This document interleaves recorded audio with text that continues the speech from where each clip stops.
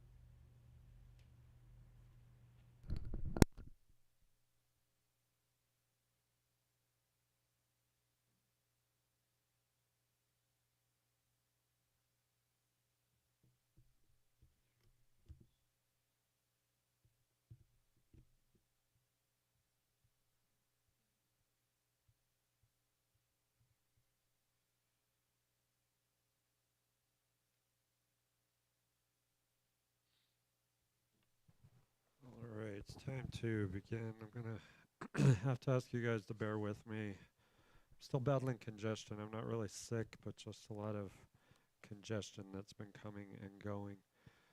So if my voice is not as pronounced as it usually is, that's why. But can you guys hear me okay? Okay. Let's open up to Matthew 26. That's where we're going to spend our time tonight. We're still looking at the life and ministry of Jesus, and we're getting near the conclusion. We're not quite there yet, but we are getting near the conclusion of this study.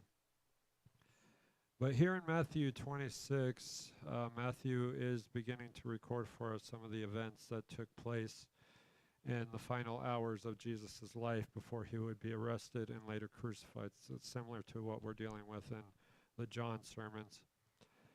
But here in Matthew 26, Matthew opens this chapter that after Jesus had finished saying some of words to his followers, which are here the apostles, Jesus said in verse 2 of this chapter, he said, sorry, I'm on the wrong page.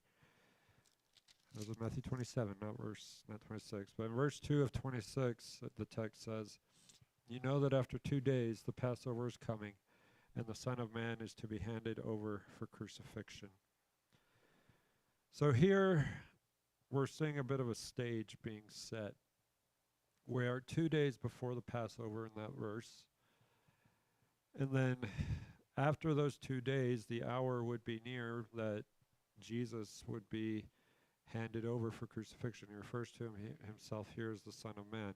So he would celebrate the Passover with his apostles. Shortly thereafter, he would be handed over for crucifixion, in other words, arrested. So it's those things that set the stage for the events that follow, beginning in verses 3 through 5, where the plot to arrest and kill Jesus is put in motion. The text says that the chief priest and the elders of the people were gathered together in the court of the high priest named Caiaphas, and they plotted together to seize Jesus by stealth and kill him. But they were saying, not during the festival, otherwise a riot might occur among the people. So there again, the stage is continuing to be set. The chief priest and these elders that we're going to run into again, they're putting in motion this plot to arrest and kill Jesus. They're doing so stealthily, the text says, and they agree to do it sometime after the Passover to avoid a riot, and it would be pretty immediately after. Following that, in verses 6 through 9, Matthew records Jesus as visiting the home of Simon the leper in this little village called Bethany. A woman pours costly perfume on Jesus' head, and when we read that text, the apostles are pretty disturbed that that's been happened, because this was a very expensive perfume. And they think, well, this should have been sold and give money to the poor. But in verses 10 through 13, Jesus responds with a statement that deals with the fact that they shouldn't have that attitude, because Jesus is not always going to be with them, but the poor would always be with them. They'd have plenty of opportunity to help the poor, but at this time, Jesus is preparing to depart from them. And so what this woman has done is good, and Jesus says that whenever the gospel is preached, what this woman has done would be mentioned. So that's verses 1 through 13 in a nutshell. But it's those things that set the stage for another critical event in the life and ministry of Jesus: his betrayal. Now, who was he betrayed by? Excuse me. Judas Iscariot. That's not unfamiliar to us. Now, what do we know about Judas besides the fact that he betrayed Jesus? Okay, he did it for money. We're going to talk about that. But who was he in his relationship with Jesus? He was one of the chosen. He was one of the 12 that Jesus chose. So it's this man, Judas, one of the 12 apostles, who sets out to betray Jesus. So with that in mind, what we're going to do today is examine for ourselves 3 different sections of Matthew 26, verses 14 through 50. And we're going to look more closely at the actions that Judas took in his betraying of Jesus. We're not going to look at 14 through 50 altogether. Again, we're just going to take sections of it. But from the first section, which will be verses 14 through 16, we'll see that Judas, as Lori alluded to, he was paid to betray Jesus. From the second section, verses 20 through 25, we'll see that Judas was predicted to betray Jesus. And finally, in verses 47 through 50, the third section, we'll see that Judas used a kiss to betray Jesus. Now, the one application we'll take from the things that we'll learn is that we must be careful not to betray Jesus. So that in mind, we'll start in verses 14 through 16, if somebody wouldn't mind reading those verses for us.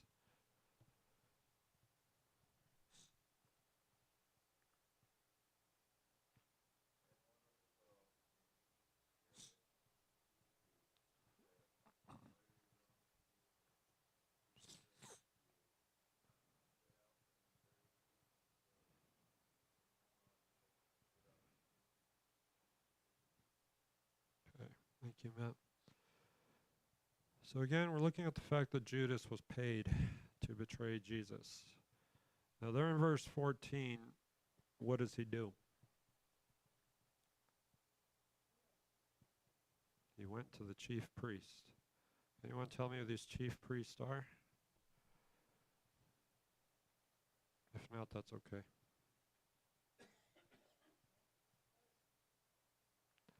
There would be association with the Pharisees. They're not named as Pharisees here, but they definitely have association with them. Okay, they're part of the group that's wanting to kill them. We saw that back at the beginning of the chapter. Um, so these are just some things we know about them. But this title, chief priest, is the fact that they're the high priest. And I'm talking about as priests, this was their function. They were the high priest. But in this case, they're called chief priests. So they were the ones that had authority over the other priests that served in the temple. So you had the priest, but then you had the high priest. Lori?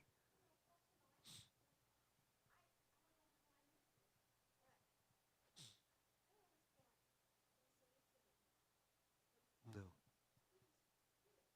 Yeah, Judas went out of his way to approach these individuals.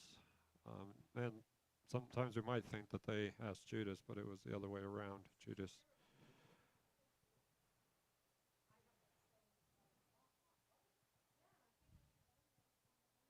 Exactly. He went to them. So,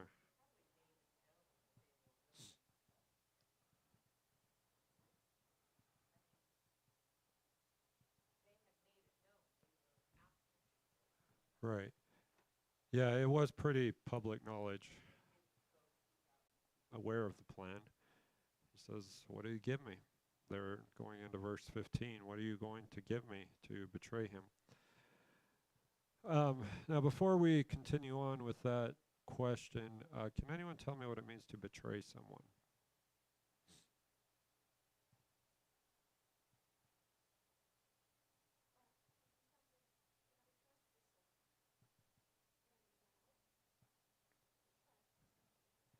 Okay.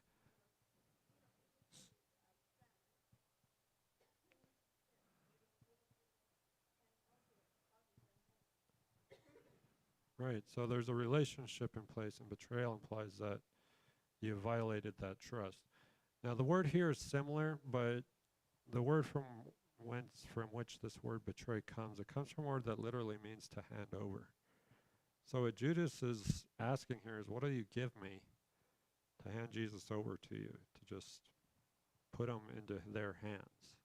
But there is betrayal here. There's that violation of trust going on because of the relationship that Jesus had. So, what do they offer to him there in verse 15? 30 pieces of silver. Now, in our mind, this might not seem like that much, but 30 pieces of silver at this time was a lot of money. It's been said that 30 pieces of silver would be equal to as little as $90 to as much as $3,000.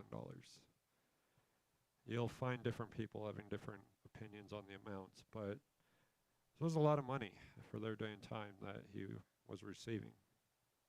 So he's getting paid. Here's what we'll give you, Judas. Here's 30 pieces of silver. The text says they weighed it out. They measured it out to him. Questions or comments before we get to verse 16? Lori?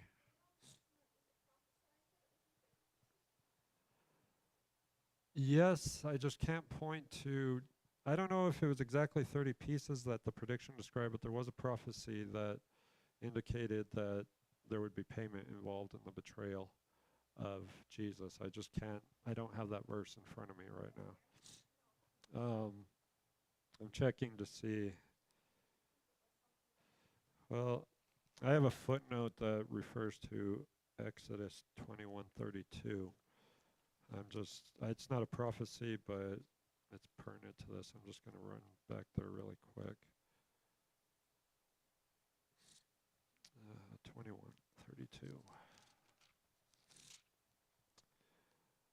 See, if the ox gores a male or female slave, the owner shall give his or her master 30 shekels of silver, and the ox shall be stoned. It's just a law that's given, but it was also the price of a slave. So anyway, it's not a prophecy, like I said. It was just a significant amount. Anything else on 14 or 15 before we get to verse 16?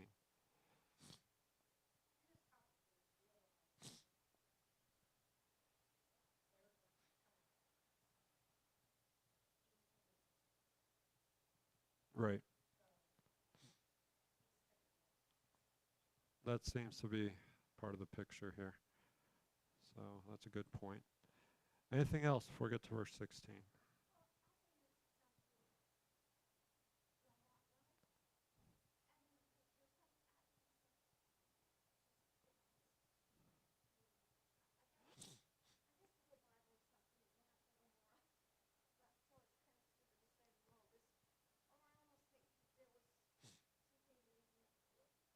Yeah, there would have to have been.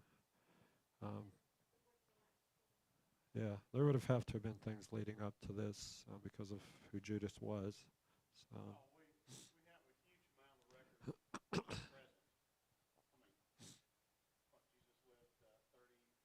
about 33 years.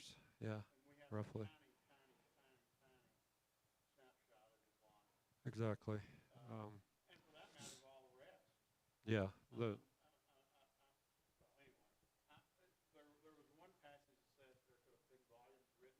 that's John chapter 20. Yeah.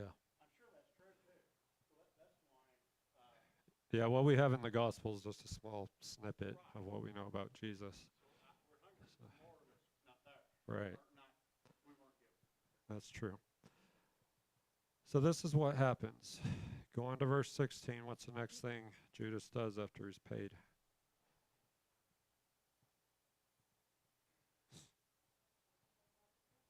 Starts looking for the opportunity.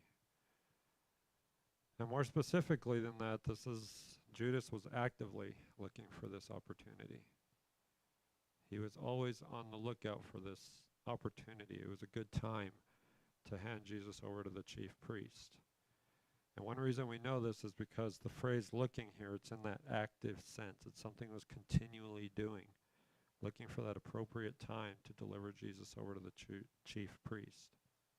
And all because he was paid to do it. So what Matthew records here serves as a reminder that to some degree, Judas was a materialistic man. He betrayed Jesus for material gain. An illustration of this back in the Old Testament was you had the Jacob and Esau story. Esau gives up his whole inheritance for a bowl of soup. That's just still stew. Stew's a better word. So Judas gives up his relationship with Jesus for a few $100s. So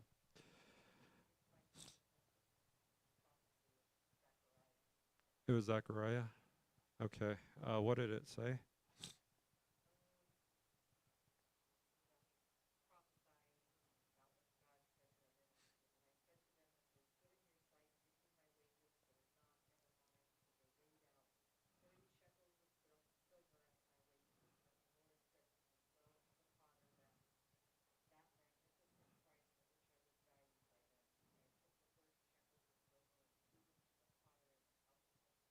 That's right. It was associated with Zechariah. So, so that answers the prophecy question for you, Lori. So, and I'm just seeing it now. I think it's Zechariah 11:12. You said, yeah. Anything else before we jump to the next point? All right. So with this in mind, we're now going to look at the prediction that Jesus made about his betrayal, and that's verses 20 through 25. if somebody wouldn't mind reading those verses for us. Thank you, Don. Now, when evening came, Jesus was reclining at the table with the 12 disciples. As they were eating, he said, "Truly I say to you that one of you will betray me." Being deeply grieved, they each one began to say to him, "Surely not I, Lord." And he answered, "He who dipped his hand with me in the bowl is the one who will betray me. The Son of Man is to go just as it is written of him, but woe to that man by whom the Son of Man is betrayed. It would have been good for that man if he had not been born." And Judas, who was betraying him, said, "Surely it is not I, Rabbi." Jesus said to him, "You have said it yourself." Okay.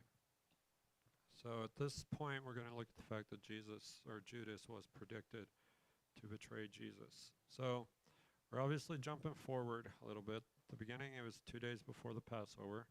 At this point, the Passover has arrived, and it's at evening time. Text says Jesus was reclining at the table with the 12 disciples, 12 apostles, in other words. Judas is still present. So they're at this table. What are they doing? They're eating. They're enjoying a meal together. But at this point, Judas already has things in motion. He's already made the agreement. He's looking for that opportunity to betray Jesus, but he's still enjoying this meal. Now, so that's what brings us up to this point. We see then verse 17 through 19. The Passover meal is being prepared. They're now enjoying the meal. So with that being the case, in verse 21, what does Jesus say?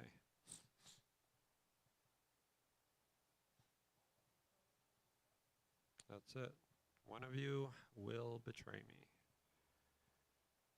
He makes it very plainly, states it very plainly. So he's predicting his betrayal. Now again, the word betray means to hand over. So he's soon going to be handed over by who?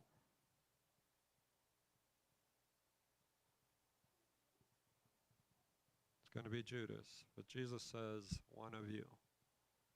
He doesn't use Judas's name. He's looking at the apostles and saying, one of you is going to betray me. But he also uses this word truly, just to emphasize the truth of this and also to emphasize that this was soon going to take place. So Jesus has said that. How do the apostles respond in verse 22? Well, they said, "Surely not me." Okay? Surely not me is what they said, but how are they feeling? I was deeply grieved. What does that mean? Saddened, or deeply saddened by that. They're deeply saddened. So just to put this picture in our mind a little bit more, I'm not Jesus, but just imagine one Sunday I get up here, I'm looking at all you guys and say, you know what? One of you is going to betray Jesus today. I wouldn't make you feel too good. But even more to the point, if Jesus came up here and stood up in front of you guys one Sunday and said, one of you is going to betray me, that's not a fun feeling. We would start asking the same question. Not me. It's not going to be me. Laura, you had your hand up.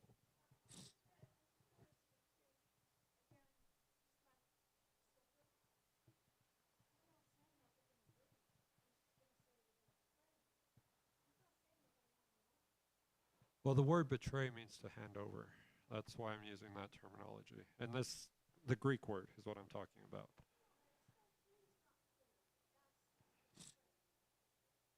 Well, when we get to the betrayal being completed, we do see the handing over aspect of it. And we're not talking, we're just talking about the betrayal, looking at it in motion.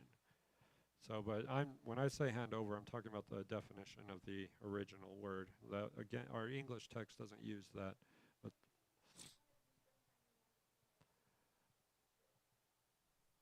well, he doesn't say to be killed. All he says is, "Truly I say to you that one of you will betray me." But the word betray means to hand over. He doesn't talk about the killing and all that yet. But that is what he ultimately has in mind, because he's predicted not only his betrayal, but before he's predicted his crucifixion as well. And we see that as early as John chapter 3. Um,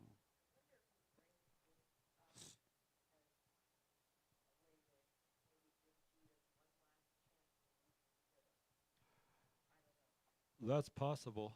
I think we see that a little bit more in John on the Last Supper scene where he hands him the morsel. Says, "Go do what you do quickly." Um, so that's possible. I mean, Jesus knows Judas isn't going to change his mind, but that doesn't change the fact that he might be giving him the opportunity all the same. But we can't know for certain. But coming back here to verse 22, the apostles are deeply grieved. They're saddened to hear this, and they begin to ask this question, not me. Now, Judas might be among those asking this question, because he might be trying to hide the fact that he's going to betray Jesus. He can't. In a sense, he's already been caught. But that doesn't come across clearly in the text. All Jesus saying, one of you will betray me, but Jesus ultimately knows that he's going to betray him. That might be the case here, so that Judas doesn't want to be found out. Anything else on verse 22 before we look at verse 23? Okay. So verse 23, the text says, Jesus goes on to indicate who it would be that would betray him, saying that he who dipped his hand with me in the bowl is the one who will betray me. So at this point in the betrayal story, Jesus is indicating that his betrayal was the one who had dipped his hand with Jesus in this bowl mentioned here. Now, since that's true, I think one thing we should understand from this verse is that the bowl mentioned here is a bowl that contains some sort of dipping sauce, something that you would dip in. That was part of the Passover meal.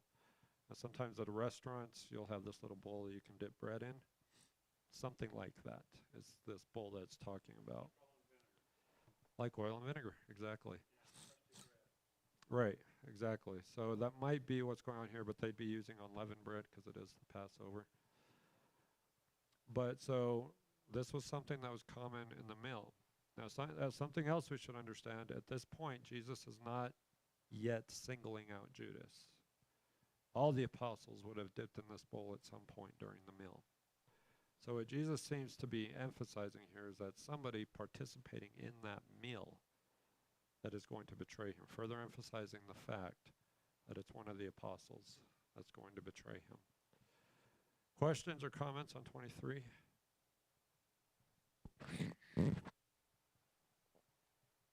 All right. Just so with that in mind, in verse 24, I'll just read it again. Jesus goes on to say, "The Son of Man is to go just as it is written of him, but woe to that man by whom the Son of Man is betrayed. It would have been good for that man if he had not been born." What's Jesus saying here?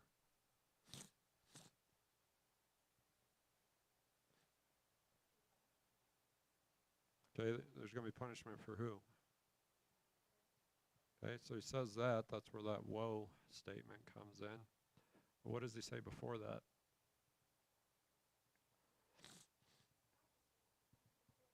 Right.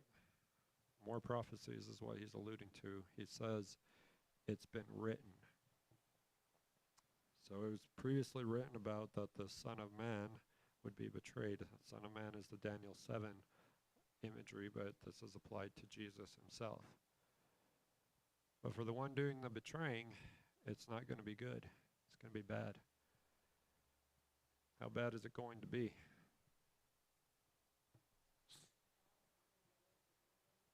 That's it. It's going to be bad. This man would have been better off never existing in the first place. So, it's not only about the prediction about Jesus being betrayed, but also about what would happen to the betrayer. Now, Jesus doesn't clarify the exact form of this punishment, but he does paint a picture of it, that it's going to be better off for this man to have never been born. Questions or comments on that? All right. So verse 25, Judas finally responds. What does he say?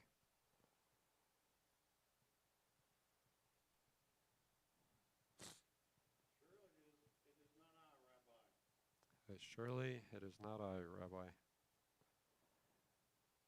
Now, I want us to notice that for just a minute. Judas says, surely it is not I, Rabbi. What did the other apostles say when they asked that question? How did they identify Jesus? Surely not I, Lord. Judas, surely not I, Rabbi. Why the difference? Okay? Rabbi means teacher. That's a strong possibility. That Judas sees Jesus as not much more than a Jewish teacher among the many that were there at that time. And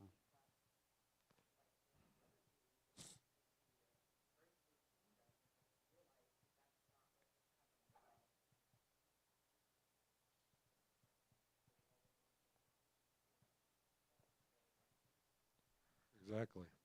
Now again, the text doesn't say that for certain, but it's a strong possibility that that's as far as Judas's view of Jesus went, that he was just a rabbi. A lot of people believe Jesus to be a rabbi, even those that didn't believe in him. But not as many viewed him as Lord. So Judas makes this statement, asks this question. What does Jesus say?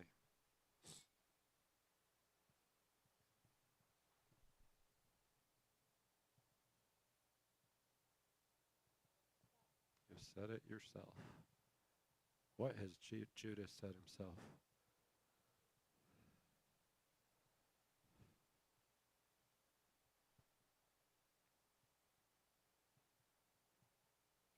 What's that? What has Judas? Jesus says you have said it yourself. What has Judas said? Surely not I, Rabbi. But implied in that is that Judas knows it's him. So that's where this you have said it yourself comes through. It is you, Judas. You know it. Your question says you are the one. At this point, Jesus is making it clear that Judas is his betrayer. Now, the other apostles might not be picking up on this yet, but that doesn't change the fact that Jesus is calling Judas out as the betrayer. Questions or comments on 20 through 25? Okay.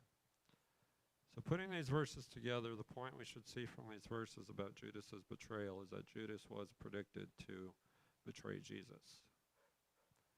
It was something that was predicted to come to pass. It was something that was previously written about before Jesus spoke these words.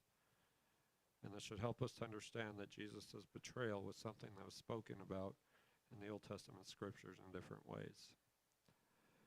So this brings us to the final action of Judas, and we're going to jump down to verses 47 through 50, the third point that he used to kiss to betray Jesus. So if somebody wouldn't mind reading those verses.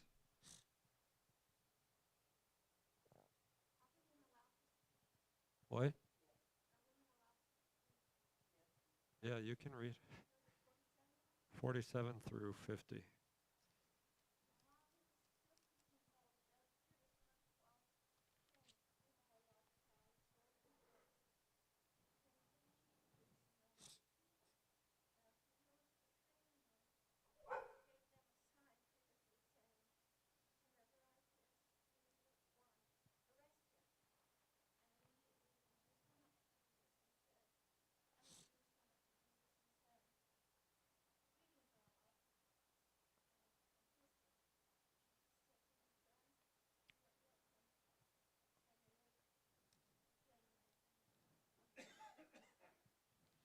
All right, thank you, Lori. So, we're in verses 47 through 50. Verse 47 is another stage setting verse. What's the scene here in verse 47?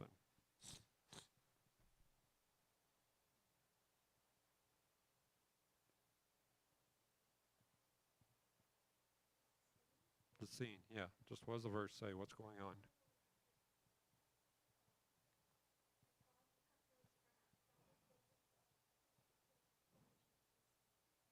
Okay, so that's a large crowd comes. But another thing the verse shows is that Jesus is speaking to his apostles when this large crowd comes. So, as we come to this verse, just to give us a little bit of context of what's happened so far, Judas, he's left to betray Jesus. We already saw that. And so we see that in the context. The Passover meal ends. Jesus institutes the Lord's Supper. We see that in Matthew 26. After that, he and the 11 remaining apostles, they go to the Garden of Gethsemane. It's a story we're familiar with, and Jesus goes there to pray along with the 11 remaining apostles after Judas is left to do what he's set out to do. So during that time, Jesus speaks with his apostles, and while he's speaking with them, this large crowd comes. And what is this large crowd, what do they come prepared to do based on their description?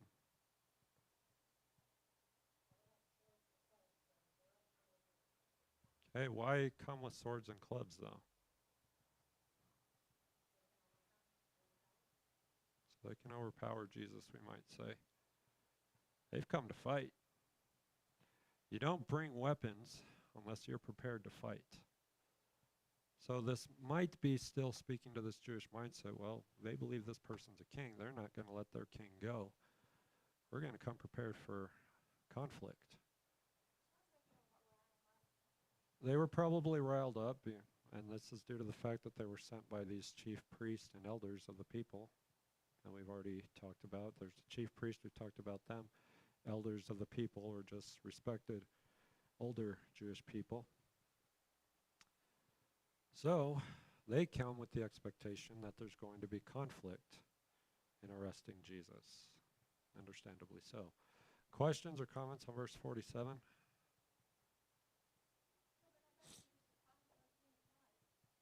There probably was. Now, from other accounts, we see that the apostles tried to fight, Peter namely, but Jesus didn't come looking for a fight. These people did. So with all that being true, in verse 48, what does Judas do? What does he say?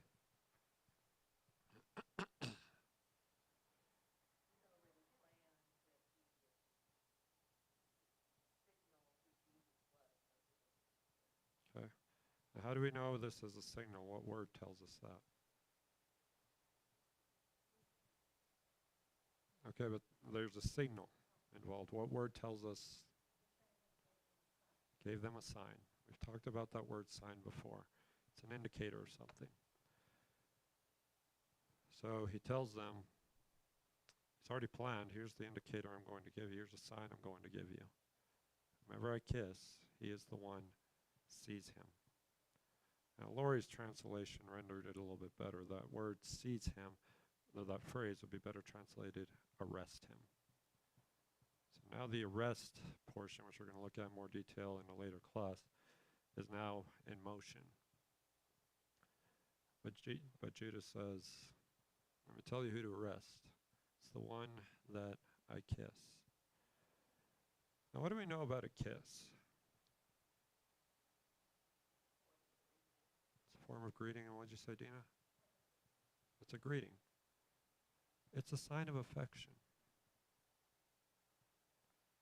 So this is what Judas is using to betray Jesus.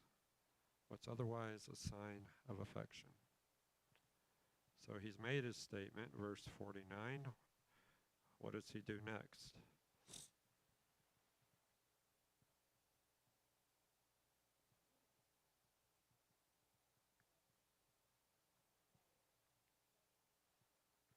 So he says, "Hail, Rabbi," and kissed him. Now this is completing the picture of Judas's betrayal of Jesus. How does he address Jesus. He says, "Hail, Rabbi," but what does that say about how he's addressing Jesus?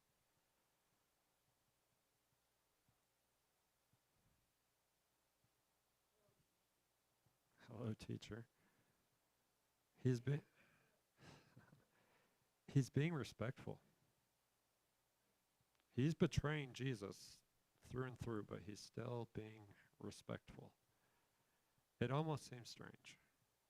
I'm going to betray you, but I'm going to be respectful about it. So Matthew is recording that after he said what he said to the large crowd, Judas, as Dina pointed out, immediately, wastes no time, says what he says and proceeds to kiss him. So he's treating Jesus as if there was nothing wrong, but he's betraying him. That kiss would be the sign, and this would result in Jesus being arrested and ultimately crucified. Questions or comments on verse 49 before we go to verse 50? Okay. So verse 50, Jesus' response. What does he say to Judas?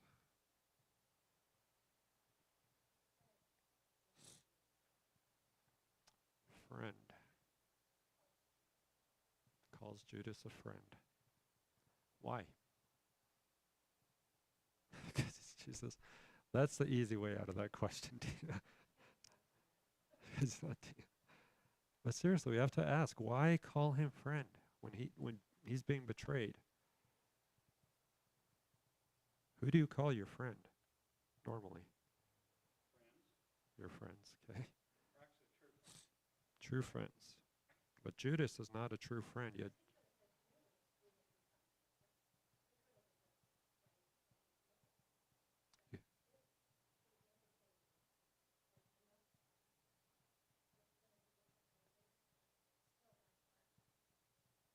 And what?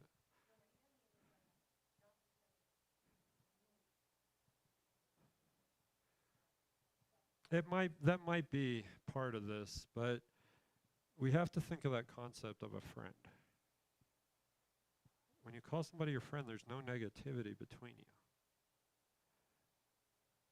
Jesus does not seem to be harboring any negative feelings toward Judas with what's happening. Now, if that's the case, and I do mean if, why would Jesus not hold any grudges toward Judas? It was part of the plan. Again, that's a strong possibility. All through his life, at least this latter part, Jesus knew what the plan was. This was part of the plan. So there was no reason for Jesus to hold grudges toward Judas. Judas was just one of the instruments of the plan. So Jesus calls him friend. In a way, he's saying, this isn't your fault. Now, he doesn't use those words. And Judas is still responsible for his choices because God doesn't take away our free will. But Jesus still looks at him as a friend. He knows this is part of the plan. There's no reason for him to hold a grudge against Judas. And because he's helping God's will be fulfilled. At Jesus' expense, but Jesus, from his time in the garden, is prepared to accept that. Questions or comments on verse 50?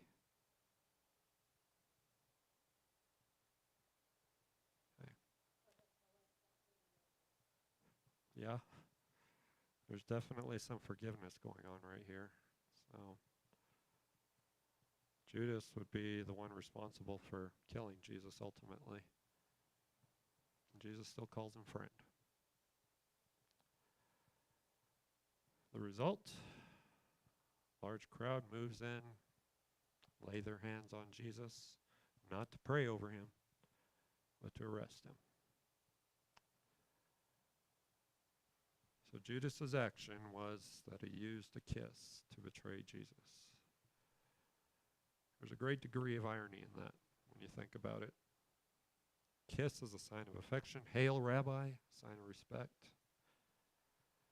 But those were all tools of betrayal from Judas. So he betrays Jesus in a very respectful manner, but betrays him all the same. And Jesus said earlier in the text, he didn't use his name, but in this case, it would be better if Judas had never been born because of what was going to happen to him. So, putting these sections together, the point we should see, I think, from these things is that Judas betrayed Jesus in such a way that it fulfilled God's will. He was paid to betray Jesus. He was predicted to betray Jesus, and finally he used a kiss to betray Jesus.